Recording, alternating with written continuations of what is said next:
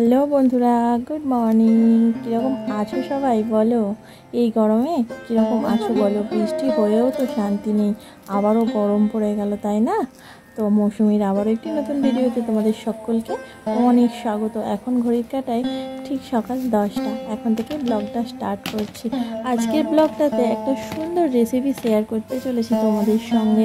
আসলে সংসারের সমস্ত কাজকর্মের মধ্যে রান্নাটাও তো পড়ে, এটাও একটা আর্ট।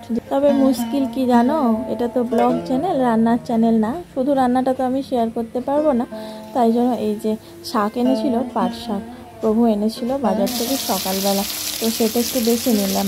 তারপর রেসিপিটা দেখো স্টার্ট করে দিলাম। রেসিপির জন্য আমি কেটে নিয়েছি হচ্ছে কুমড়ো, আলু আর হচ্ছে কাটুয়ার ডাঁটা। মেন উপকরণটাই তোমাকে বলা হয়নি। আজকে কাটুয়ার ডাঁটার একটা রেসিপি বানিয়ে তোমাদের দেখাবো।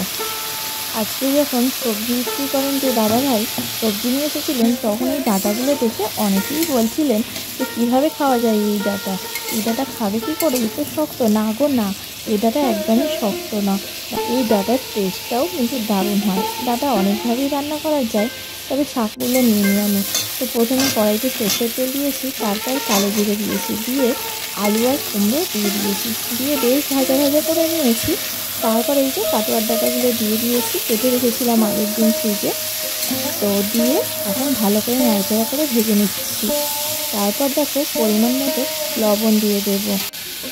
আর হ্যাঁ, সবজি কাটার সাথে সাথে আমি আদাটাও বেটে রেখেছি আলাদা করে, আর সর্ষে আর পোস্ত একসাথে শিলের মধ্যে বেটে নিয়েছি। তো এখন আমি আদাটা ব্যবহার করব।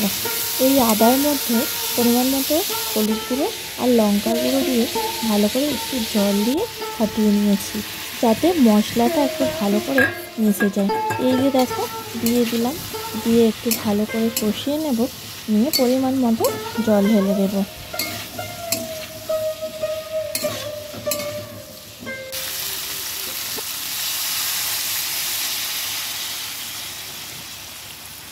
এই যে জলটা দিয়ে দিয়েছি, এবার সবজিগুলো সিদ্ধ হওয়ার জন্য চাপা দিয়ে দেব, সবজি এবং ডাঁটাগুলো সিদ্ধ হওয়ার জন্য।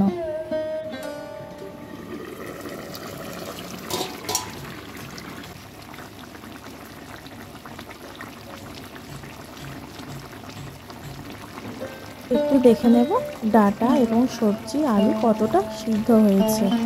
এরপর যখন দেখব সিদ্ধ হয়ে এসেছে, তখন আমি দিয়ে দেব হচ্ছে সর্ষে এবং পোস্ত বাটা। এটা একদম শেষের দিকে দিতে হবে।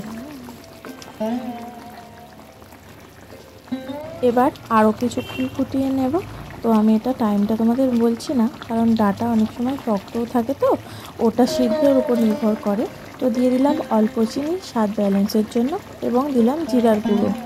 তারপর এখানে দেখো পটল ভাজবো বলে পটলের মধ্যে মশলা মাখিয়ে পটলটা ভেজে নিচ্ছি, আর অন্যদিকে আমার ওই তরকারিটা সিদ্ধ হচ্ছে।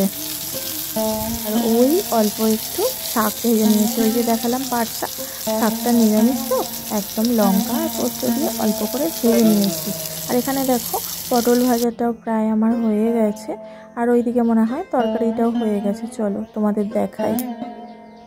বন্ধুরা, গরম প্রচন্ড প্রচন্ড গরম গো। আর এই গরমে একদম সাদা মাটা রান্না করেছি আজকের লাঞ্চ থালিটা তোমাদের সঙ্গে শেয়ার করছি, চলো।